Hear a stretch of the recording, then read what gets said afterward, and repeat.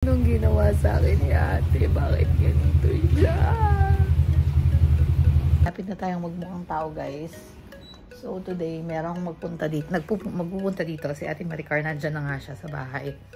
At magpapaayos tayo ng kilay. Alright, let's go. Ayan, guys. Ilagyan na ng something. Ano ba tawag dito, ate? Topical cream. Para hindi masakit. Ayan, pampamanhid.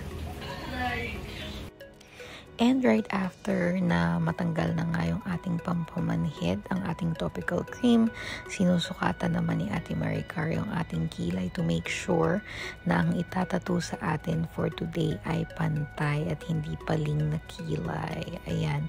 Si Ate Maricar din nga pala, guys, yung gumawa ng ating pilik mata last time nung sinabi ko sa inyo. Ayan.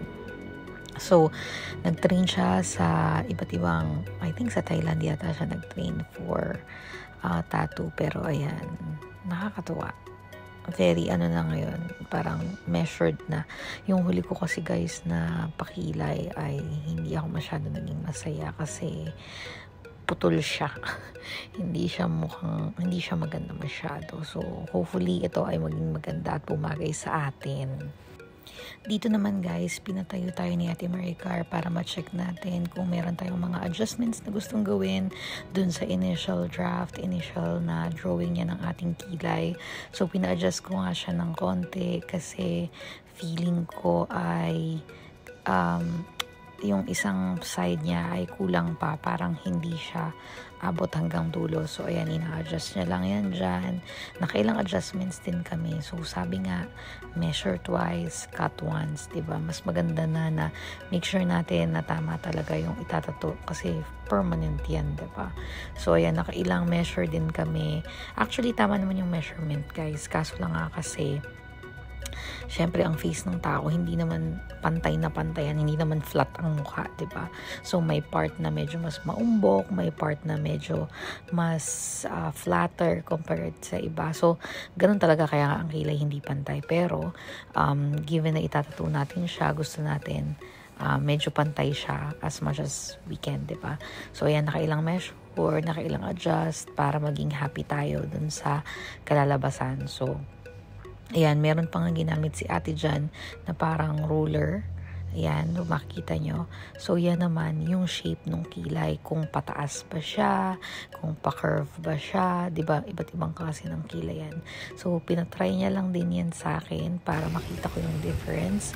And I still ended up going for yung freehand. Hindi ako nag-go dyan sa drawing na yan kasi medyo masyado siyang mataas for me. Parang hindi siya personalized. Papaganito ka ba, mami? Papaganito ka ba? Sakit ba? Masakit. Hindi naman masakit na masakit. May sakit.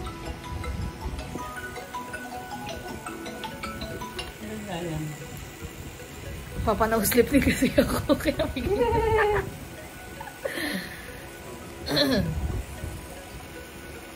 siya ay may happy. Ganyan ako, para lang may lumilipad na langaw din eh.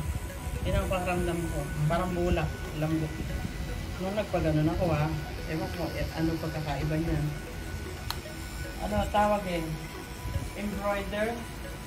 Char lang yun, pinaganda lang ang tawag. Pero hindi pala yan. Siguro.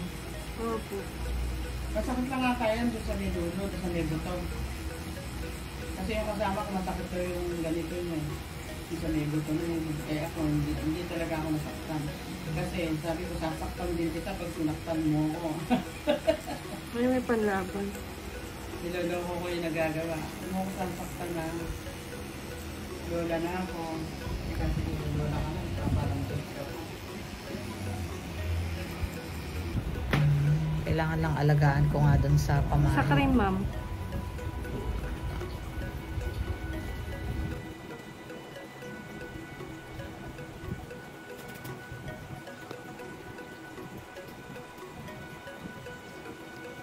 Kita nga naman siya. Yan.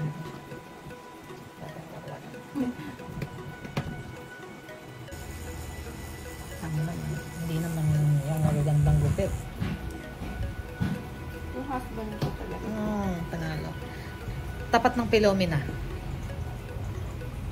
Ilay ko itaas mo. Sige, go. Meron pa daw concealer, guys. So, kasi may kita dun sa dati kung ano tattoo. So, i-conceal natin. Clean mo na. Mamaya natin i-conceal.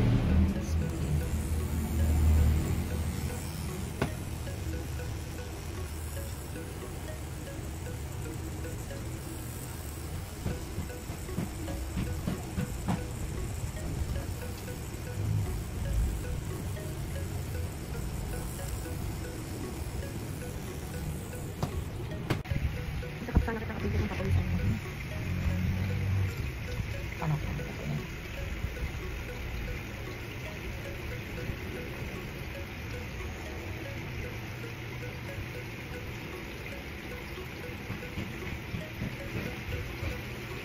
Siguro matagal-tagal umipekto yung topical. Diyan okay. Yung kanina dito sa side na to medyo masakit. Medyo masakit ko. Dito okay siya. Wala akong masyadong masakit. Didiin ako. Charot. Nanakit na.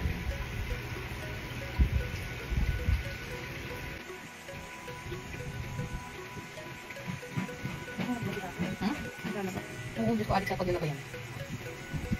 Araw-araw naglalaba. Kaya na medyo nag-uso-uso na siya. Bakit maglalaba? Yung araw ay grabe. Sabi mo, nag-uso ako. Ayan guys, ang ganda ng pagkakakilay sa akin natin. Guys, yung final product. Baka magalit sa akin si ate. Ayan. Sige na, game na tayo. Maganda ba guys? Pinababad lang natin ang ating pakilay effect. May babad pa pala to ng 5 minutes. Ayan. Maganda ba?